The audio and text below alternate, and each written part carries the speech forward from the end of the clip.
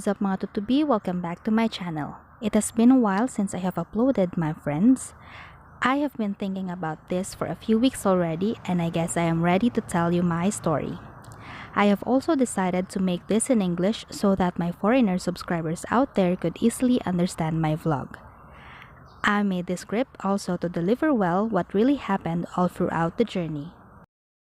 I have not made an update about my father since my last upload about his condition last 2020, and the vlog was uploaded January 3, 2021, and here it was.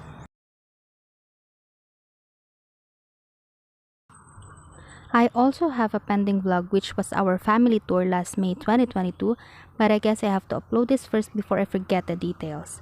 I'm not uploading this for content purposes but for memories that I can look back to when I get old. I love taking videos, but oftentimes I think that if my eyes were filming, it's really different from the videos I take. For the information of everyone also who thinks I have been having income with my YouTube channel, I haven't yet since I still have to make 1K subscribers and 4K watch hours, which will take a long way to go. So if you're watching this right now, please do subscribe and share it with your friends.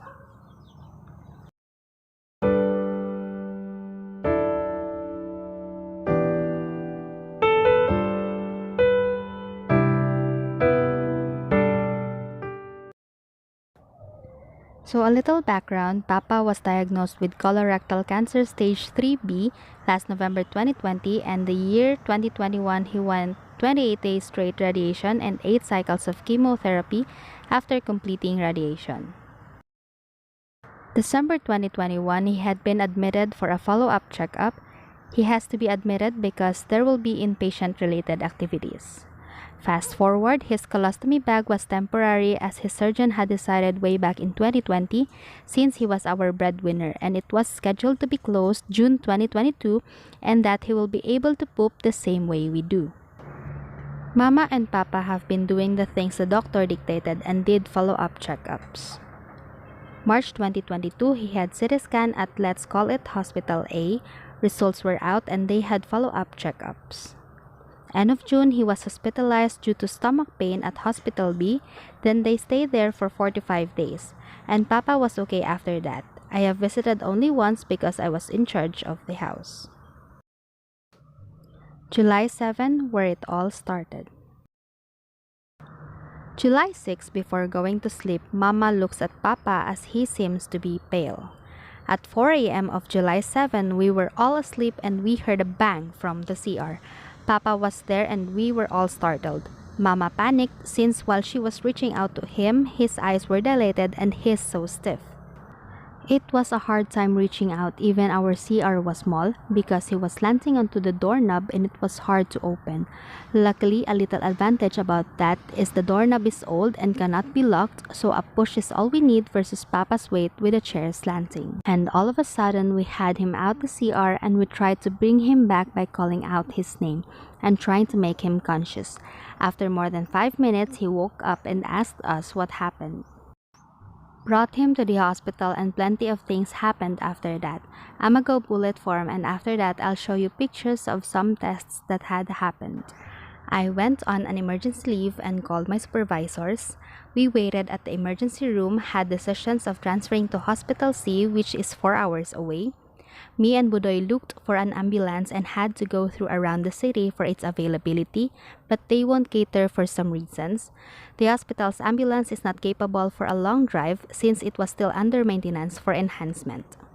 Plenty of things happened, both sides where Mama and Papa is at the hospital and me and Budoy goes through the city. My relatives also looks for any available ambulance at nearby municipalities, and also Papa's co-workers helped out. At some point while at the emergency room, he told us he cannot see anything and he passed out twice. Also, it was decided that he stays at Hospital A until he's stable because if we push through to go to Hospital C, then he might be a DOA case or dead on arrival. So we stayed and he was given medicines and attention, and a cousin of mine was also there. Hi Cherry Insan, thank you for everything. He was tested and of course for this moment I cannot remember some medical terms but I'll do my best to do so. I forgot to make a journal of the daily happenings since giving attention is more important. Papa's creatinine levels went down which caused him to pass out. So he needed to undergo dialysis, but the doctor said if it could help normalize his level, it would be temporary. Here are some visuals I would like to share. Data July 7.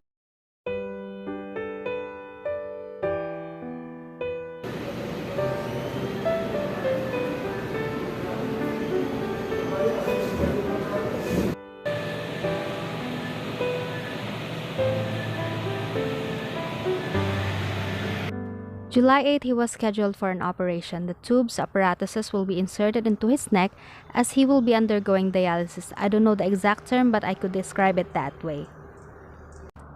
We waited patiently outside the operating room, and after almost an hour, he was out the OR and was brought directly to the dialysis center, which is across the building we are in.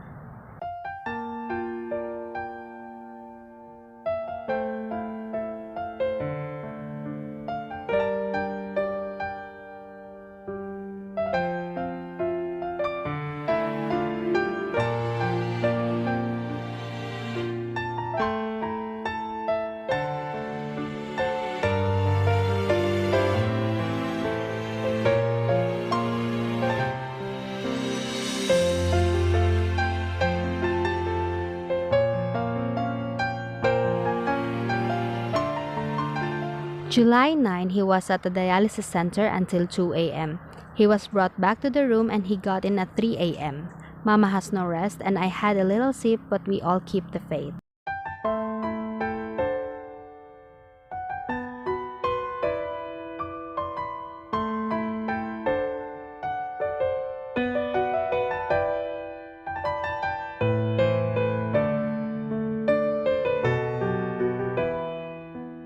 July 9, at around 6 in the evening, he had another dialysis but in a different room, in which he is with all the other dialysis patients. Yesterday's room was a small room good for one patient.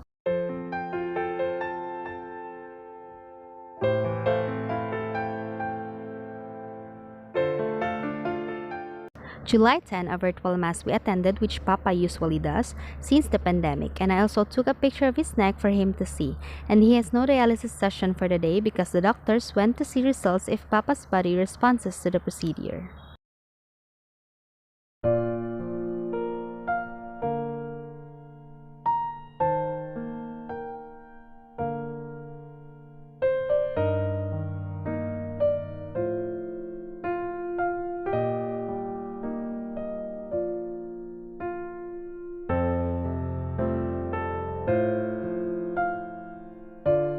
July 11, his creatinine levels went from 900 down to 700 plus, which means that his body responses, so they continued with another dialysis. I couldn't mention some of the happenings because if I will be way too specific, it would be a long way to go. As you can see, they focused more on his creatinine level and his blood pressure since it is not stable and they need to stabilize it so that we can transfer to Hospital C. Also, I haven't mentioned because I was at home that time that Papa passed out one time while he was in the room and Mama shared it to me when I went back there.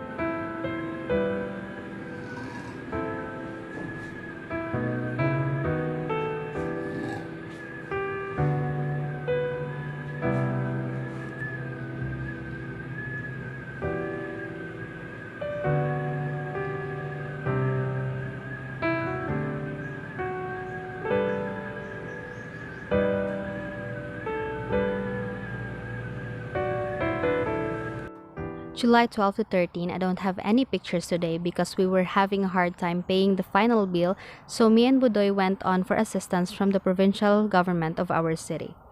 July 13 in the afternoon, we went home. Upon reaching the house, we prepared the things and files we needed to bring to Hospital C because the ambulance is scheduled tomorrow, July 14, and it is provided by the province of Sultan Kudarat. July 14 around 8:30 a.m., me and Budoy waited for the ambulance at the national highway to guide them to our house. At 9 a.m., we started this journey of knowing nothing what lies ahead and what we'll be facing.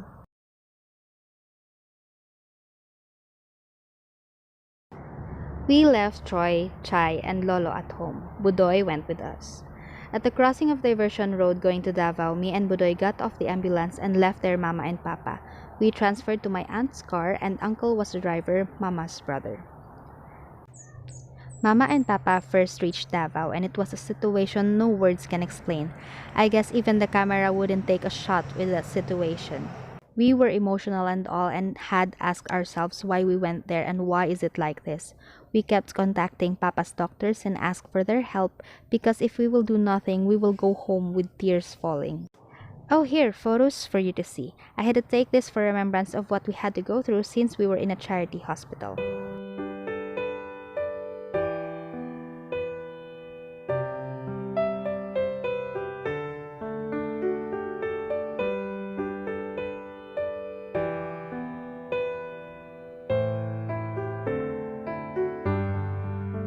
It was hard and sad. From the time Papa arrived until the afternoon, he was just sitting in his wheelchair, taking in all the pain, and some tests were made while he was just sitting, like putting the catheter and NGT. Nothing of it matters to us. What matters is his given attention. It was a lucky chance to have some attention with all those count of patients present there. Every time a nurse or doctor checks on him, we ask if there's a vacant bed or place inside since it is very crowded and the hospital is under renovation. Until some time we had entered the hospital but we were just in the alley since there were no vacant rooms. Since there was still no bed and that Papa's back has been aching, you can't expect that some of us will stay calm when my Papa starts to turn pale, so we had to force to bring this little bed alongside.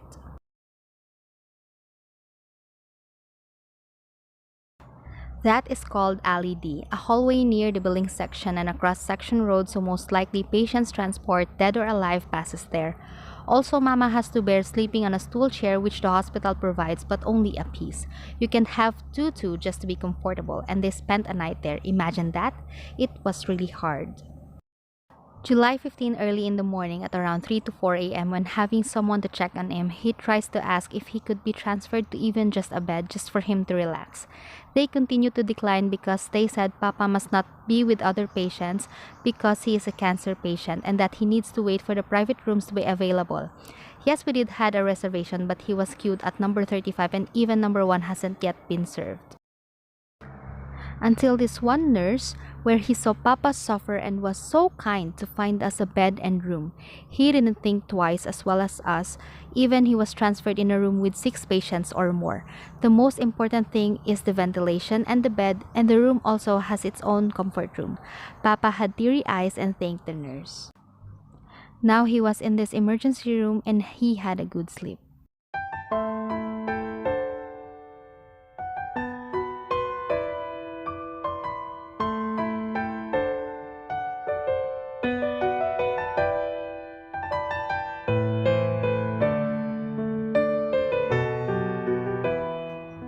Mama went home and took a bath and rest, and me and Budoy have to substitute for a while. A few minutes after, doctors checked on Papa and discussed. He was scheduled for an operation tomorrow, July 16, so we have to get 2 bags of blood. Budoy was given a request and he went to the blood bank just within the hospital premises and I will be staying beside Papa.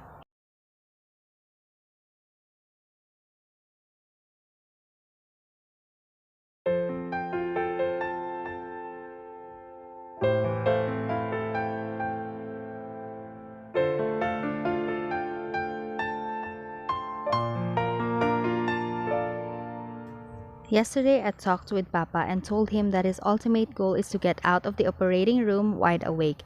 He was taken at the OR at 7 a.m. and was out at around 12 noon. When he got out, I thought his eyes were wide open but that he is unconscious.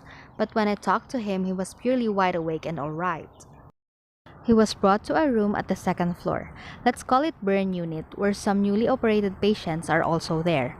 We can't go inside but we can be near Mama, like she can go in and out of the facility while we runners will be just until the transparent door.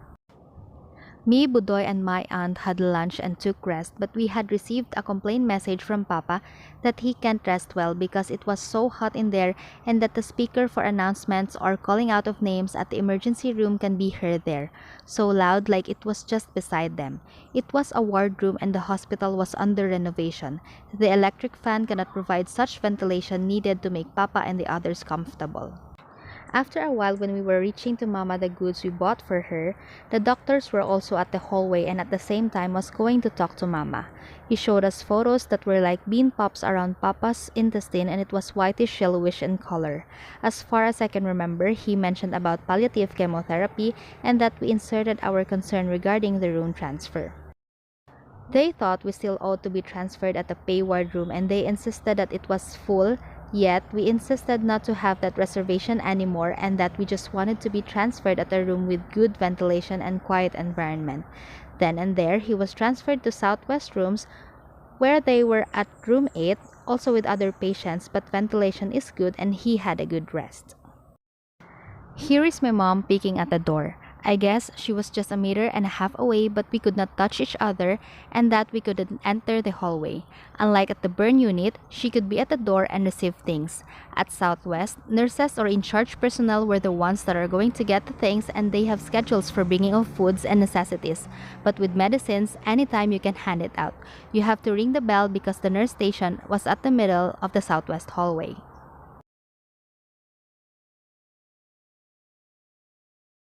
This is the so-called renovation picture. From one colostomy bag, Papa had gained another after the renovation and the stitch was now almost his full body from before length that was just until his navel.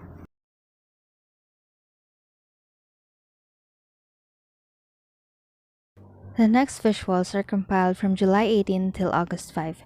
Behind those are struggles and anxieties, worries and a little laughter, challenged but blessed, and above all, God being our place to rest.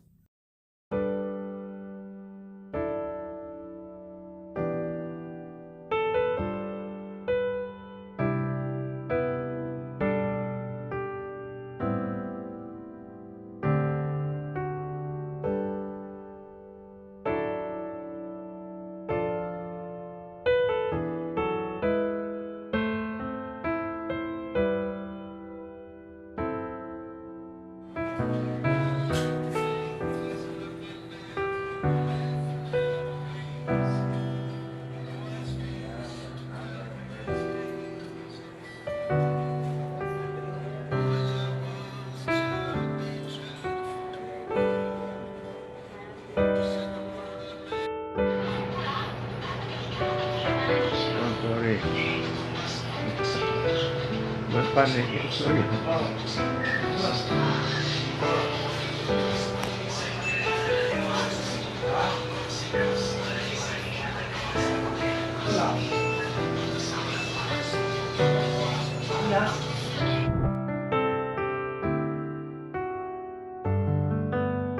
August 6, the day we said goodbye to the hospital.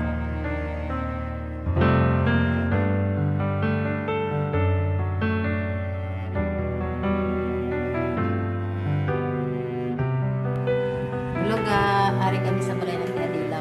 Asan ko mo ka? Tapos, si Taloy, hindi ka makita against the light. Hi! Hi!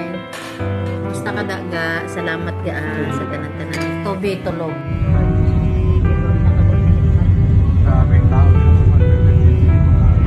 Bata, parang sa mga gusto ka. Gani?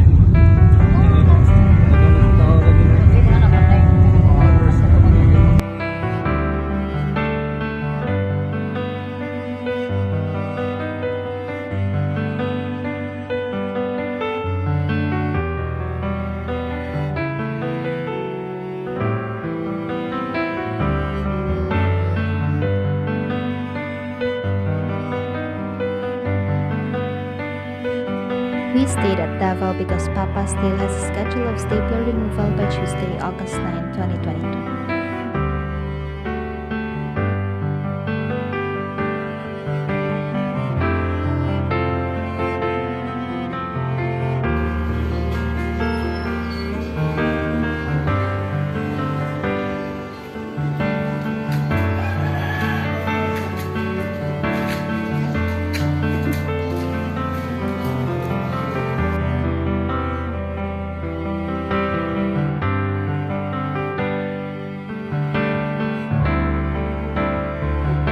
August 10, we finally bid goodbye to all the experiences in Davao, yet very rich and thankful hearts we have for the people who helped financially, emotionally, and spiritually. We may not be able to give back the same effort you did for us while we struggled, but rest assured, God isn't asleep and blind. He will surely give it back to you hundredfold.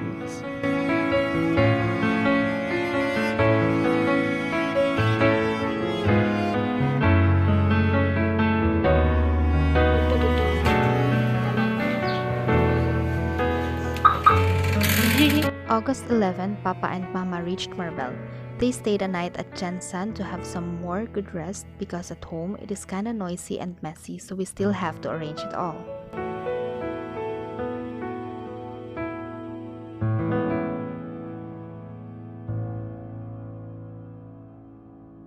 As I end this vlog, I will share the photos of the in-betweens. To everyone who have been with us through thick and thin, you know who you are. God will always bless you more. Thank you everyone, and thank you for watching this video.